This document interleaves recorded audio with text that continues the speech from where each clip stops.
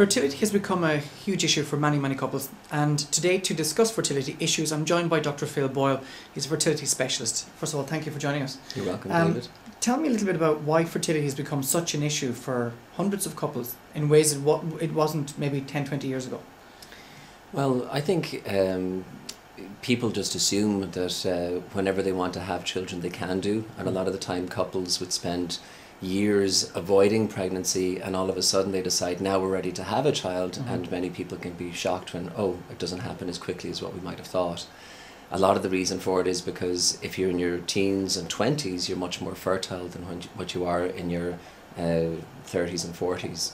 And a lot of couples decide now that they're ready to have children in the 30s and 40s, and then they experience that it doesn't always work out as easily as they would have thought. Okay. Any other factors besides age that can cause people to have fertility issues? Well, if you're overweight, that's pretty well recognised. So advanced female age, we're beginning to identify advanced male age as a factor as well. Okay. So guys can be a little bit complacent, but you can get a such thing as DNA damage in the male sperm that'll actually affect fertility. So guys need to look out as they get older as well.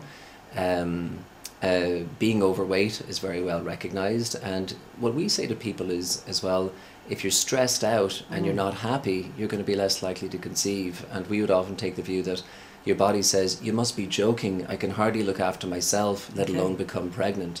So in order for couples to conceive that are coming through our program, we advise the goal for you is get you healthy, get you happy, and then enjoy each other's company during the fertile time and allow it to happen. So we often tell people there's nothing quite like quitting to help you become pregnant, because when you're trying, you're really stressed, and then when you say, that's it, we're quitting, relaxation occurs, and next thing pregnancy isn't too far away.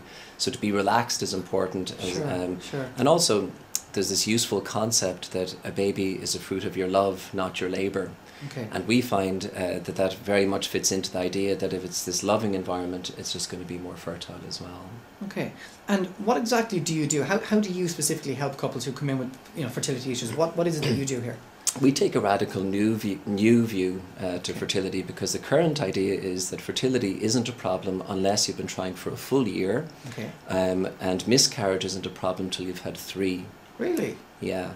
So we take a new view that if somebody learns how to document the signs of their fertility with a fertility care charting system, we can identify couples at risk of both infertility and miscarriage even before they attempt conception. Wow. So we can pick up, if they document quite simply on the fertility chart, they record their bleeding days, their dry days, the mucus days, identify the day of ovulation, and then we look out for different symptoms such as fatigue or premenstrual syndrome. And if we get any of these negative things, the teachers that teach fertility awareness can tell a couple, you know what, you're in a spot of bother because this and this doesn't look right, and really you should see a doctor, sort out your problems before you even try to become pregnant, because it's not just about getting pregnant, it's also about avoiding miscarriage and also having a healthy baby. So if a couple goes to a teacher to learn how to track their fertility cycle, they'll have the same reliability as hormonal contraception for spacing pregnancies and avoiding conception, and that's been published and well documented. But we get this extra advantage that we can actually intervene proactively very quickly for people. Okay, well, it sounds absolutely fascinating. And why do you think people have taken IVF as an option in so many cases? And do you think people are even aware of what IVF really is? Well, IVF is your in vitro fertilization, which really means your test tube baby, and that a lot of people, I think people would automatically assume, if I have any trouble, sure, I'll just go for IVF and we'll be sorted. But the success rates with IVF are much lower than everybody would like them to be, straight off the bat. So just because somebody would go for, if you like, the high-tech artificial reproduction, it's far from guaranteed that you're going to get success straight off the bat.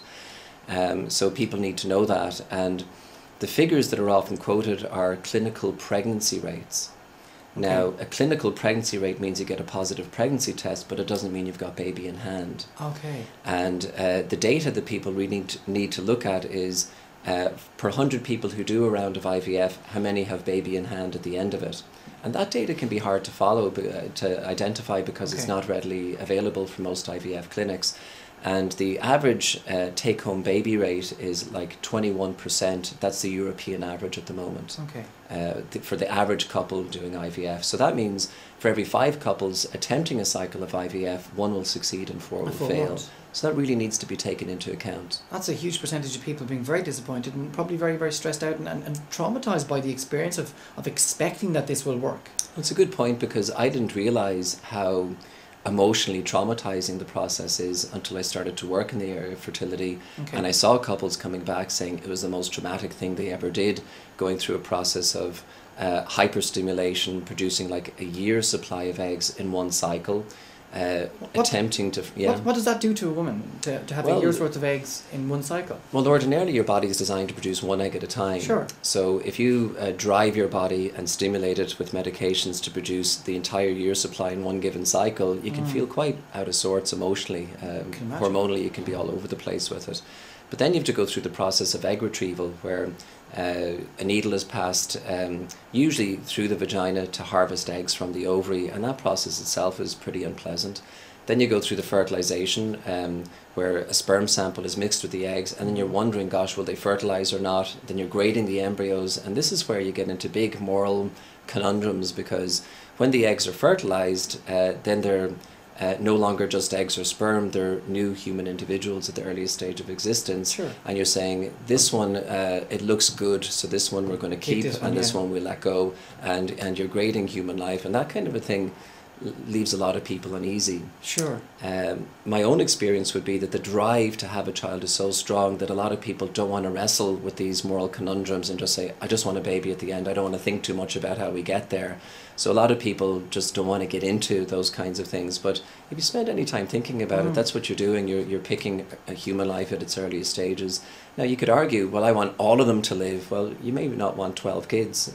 Sure. And it's impossible anyway that all would survive the process. And the data from the UK would document that for all the embryos that are produced through the process, between 90 to 95% don't continue to survive. Only 5% of them result in a live birth.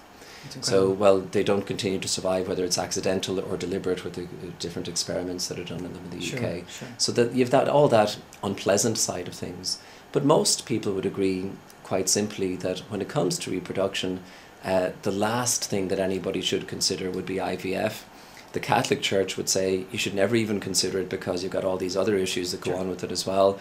But every expert would agree that you want to make sure and try everything else. And thankfully, we've got a very big thing that we can recommend to people before they consider anything like artificial reproduction. Because you're experts in NAPRO technology. Right. Can you break that down for us? What is NAPRO technology? Well, NAPRO technology is natural procreative technology. Okay.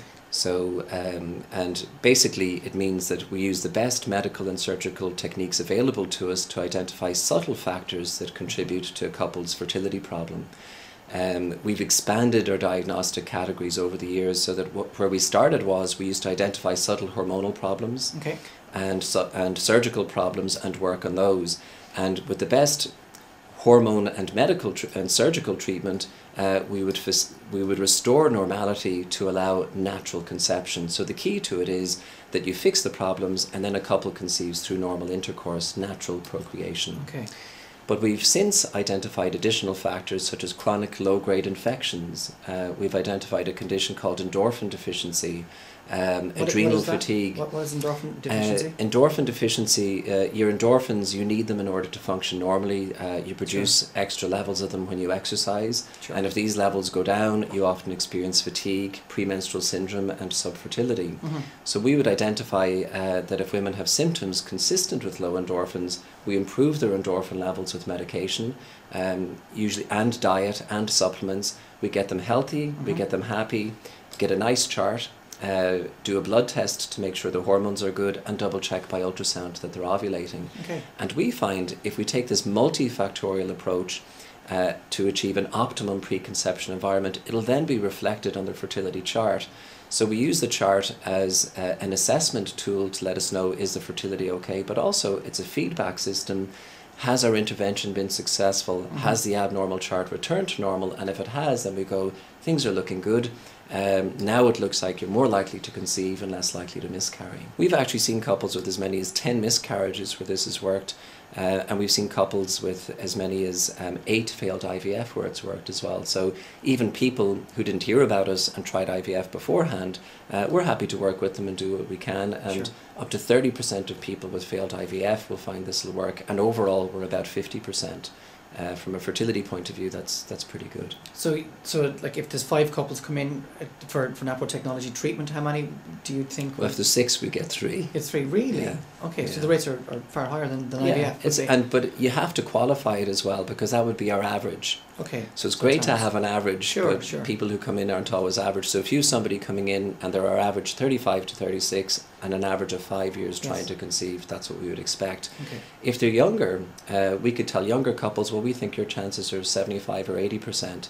If they're older, we'd say, well, 20, maybe 15%, maybe less. So you have to take the whole picture into account. Sure. Yeah. Tell me a little bit about alcohol and how alcohol can affect our fertility levels. Because us Irish people being very good drinkers, This is the bad news Tell for me people more. who like a few drinks, because of course you'll always get the exceptions. You'll Sure. get people who drink loads and they don't appear to have any difficulties, but different researchers have shown that if you're taking too much alcohol, it will adversely affect your fertility for both men and women. And one study showed as little as 4 units would be enough to impair fertility for both men and women. Our guideline is we're a little bit more generous with it, and we say, well, no more than 7 units. Okay. Now, 7 units isn't a lot spread out over the whole week. Sure. But our eldest couple who had success, we discourage people from trying at 45 because we think the odds are really quite slim. But we had a couple, they were 47 when she conceived and 48 at delivery. And she was around the 7 units per week. And there's a trade-off when it comes to natural conception, that part of your keep you healthy, keep you happy and keep you stress-free is that you don't go through abstinence and 0 alcohol. I think 0 alcohol is probably even counterproductive for somebody who likes a social drink. And I suppose in my experience, the woman has been told to stop drinking so she can increase her fertility levels, while he's out in the pub on a Saturday, looking forward to going home to try and help her get pregnant. Yeah. And that isn't great. No. No. So the guys, they need to look out as well. But 7 units for both men and women is the guideline. Yeah, that's... So, and again, this flexibility with it. It's not like, oh, I had 8 units last week, everything is destroyed. But as a general guideline, Sure. aim for that. But also caffeine is really important. Tea, coffee, Coke, no more than 1 caffeinated beverage per day is important. Cigarettes are really important as well. Okay. So they're the big things: smokes, alcohol, caffeine and stress. Okay. And most people can adhere to the guidelines that we would recommend in that regard. The one thing you learn when it comes to fertility is you never say never. Okay. So you could have a really abnormal looking chart or a very unfavourable profile where you're doing all the wrong things and you can get away with it. Sure. So but what we can say is, on a population basis, you're not helping yourself any. Okay. And what we recommend is, and it's not just about getting pregnant, it's also about avoiding miscarriage and having a healthy baby. Okay. So it makes sense that you eat right, you get the lifestyle factors right, and your hormones are right, your chart is right, get everything right. So doesn't evolution kind of want us to be really healthy in order to continue the species, and that the best kids, or sorry, the fittest parents have children, because that's what evolution expects of us almost? It's like, who's going to carry on the gene pool? Well, the fittest people will do. That'd make sense, but we always love to leave the door open, and the longer I've been working in the area of fertility, the more I've been pleasantly surprised by people that I would look at and think, you know what, it really doesn't look like it's going to happen. I've seen couples where we've literally caught their last egg, and they'd have their baby, and then she goes into menopause after delivery. Go away. So you've seen, I've seen some quite unusual things. So you work with what's possible versus what's probable. Sure. And while we would accept anything as possible, what we work with is get the probabilities in your favour as much as you can. And even if we do everything we can to try and help a couple conceive, we never tell them it's never going to happen. We'd say, well, we've done the best we can, but who knows? You might have a surprise at some stage. Of course. As well. I read somewhere that the female orgasm is designed to facilitate fertility. Is that correct? It would make sense. So we would put it into our context of saying, make sure that you're enjoying each other's company. But in terms of scientifically measuring the female orgasm and documenting that, nobody's done that yet. But the thinking is that you get uterine contractions that would help to draw the sperm through the uterus, exactly, and you get a higher concentration of sperm in the fallopian tube and leading more likely to conception. So it would make physiological sense. Sure. So it's important for people that you know, you really are enjoying each other's company here, as opposed to just going through the mechanics of it, which isn't really pleasant for anybody in the first Exactly. place. But if you get too hung up on orgasm as well, then you think that you know, the whole stress of that can become counterproductive as well. So we make it a more easygoing, make sure that it's couple centered. Sure. Is there anything else, any other advice that you would give to couples, just kind of in concluding? I mean, you mentioned miscarriages quite a lot there. How common, first of all, are miscarriages? I mean, just for people who are becoming pregnant. As you get older, they become more common. So on average, it's about 15% of couples will experience miscarriage. It's a lot of and people. then it's a lot. It's 1 out of 7 or thereabouts. Wow. And as you get older, by the time you're 40 plus, it can reach 1 out of every 3 couples will miscarry. So 30 to 35%, and that increases with advancing female age. So it is a common issue, but often the thinking is, oh, miscarriage is so common, you don't need to worry about that, it's just one of those things, and this is why medically it's not a problem till you've had 3. Well, we can identify the at-risk couples straight away, so I think the best thing that anybody can do from a fertility point of view is to understand their own fertility cycle. There are lots of systems out there, but to my mind there's nothing to compare with the fertility care system, because it documents the parameters that are essential for normal fertility, and we can see the at-risk couples. I'm not aware of any other fertility awareness system that would tell couples you're at increased risk of infertility or miscarriage because of what we've identified. Sure. We can verify it with a blood test, and then there are physicians to interpret the charts to verify is it really abnormal or not. So I think one of the best things a couple could do, when I got married, for example, my peers that got married around the same time, we were all thinking, yeah, we're not ready for kids for a few years, we'll enjoy life and postpone having kids for a while. And most people would have gone on the pill. And I'd be very much of the view, well, how do you know that you don't have a fertility problem? 1 couple in 6 will experience infertility. And with 1 in 6, if you suppress ovulation through hormonal contraception, you may further compromise a system that's already a little bit shaky. So my thinking would be, why not document your fertility chart? Sure. Avoid intercourse during the fertile days. It'll be as effective as the pill. There's no side effects for the woman. In fact, if she's premenstrual syndrome, there's great treatment we have to get rid of that. Plus, it gives you an insight into what your fertility potential is. And if we identify there's a charting problem, then rather than wait a few years, the sooner you begin fertility investigations and treatment, the more likely it's going to work. Because I was just about to ask you about the pill, because you know, many thousands of people are on the pill and thinking that, you know, how does it affect fertility chances? Well, there's 2 big things that I have with the pill. One is that everybody recognises that HRT is linked with breast cancer, and because of that hardly anyone prescribes HRT anymore. The estrogen that's in hormonal contraception is even stronger, and there's growing data to show that there's an increased incidence of breast cancer in women who have taken hormonal contraception for more than 4 years before the birth of their first child. And we documented that. Why don't we all know about this? Well, that's Mayo Clinic data, and it's published. We put a link to it on our website so people could look at it. But the Lancet came out with a counter argument to say there doesn't appear to be any increased risk of breast cancer. So what we can say is there's controversy among the experts. The people from the Mayo Clinic would argue with the Lancet, it was the New England Journal of Medicine, not the Lancet, but the New England Journal of Medicine, the Mayo Clinic people would argue that their data is not as complete, and you cannot rely on it to the same degree you can trust theirs. But at the very least, there's controversy that hormonal contraception may increase your lifetime risk of breast cancer. So that's one big concern that I would have about it, because it's such a prevalent cancer in the first place. The second concern is that if you suppress ovulation and you do it for long enough, it makes sense that if you switch off a delicately balanced endocrine system, that you may find that there's difficulty conceiving subsequently. It makes sense. It makes sense. It makes physiological sense, but it hasn't been adequately studied. So again, you can't say that the pill definitely causes infertility, but what you can say is, well, there is a concern that it may impair your ability to conceive down the line. The average charge for the complete program for your average couple would be in and around €1,000 in total, whereas the cost for your average IVF cycle is around the 5,000 mark. Okay. So the entire program on average would be 18 months, but it could be 5 or 6 months, Okay. because once the conditions are right, conception could occur from that point on. Sure. I think the only thing that I didn't really touch on is the relationship benefits the couples experience from tracking their cycle. And what happens with it is that, for example, I think this comes really from a family planning, fertility awareness perspective, that a lot of couples, when they choose hormonal contraception, the topic is closed until 6, 12, 18 months later. Sure. Whereas you revisit the question on a regular, almost daily basis with this. So it changes the whole question of, do we want to make love tonight, to the question of, well, you can make love anytime you want, but if you do, you might have a baby. Sure. And a couple, they find that they're looking at the baby sticker and they're looking at each other and say, why did we say we don't want a baby again?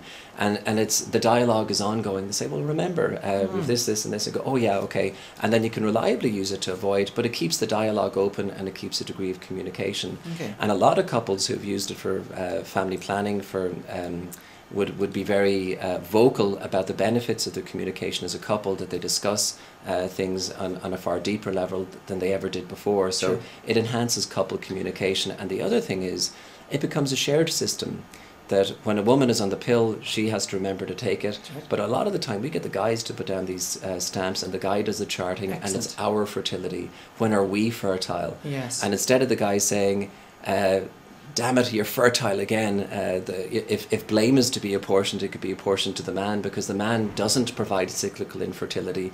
The man is fertile every day. Sure. So sure. we don't think it's good to be at loggerheads over it and say, well, if you want to blame someone, you can blame the man for continuous fertility, and the woman provides cyclical infertility. But we're both fertile and we're both infertile together as a couple. No individual is fertile or infertile. Our goal is to move people towards independence, and if at all possible, keep them away from the doctor. And the teachers can give a lot of information about different supplements and diet and navigating the fertility cycle, and only if necessary would somebody need to go to a physician for it. But the goal would be most people shouldn't need to see a doctor, and they should be able to live in harmony with their fertility and navigate it successfully. So, but even when it comes to the infertile couple, it's exactly like you said. We don't make anyone pregnant.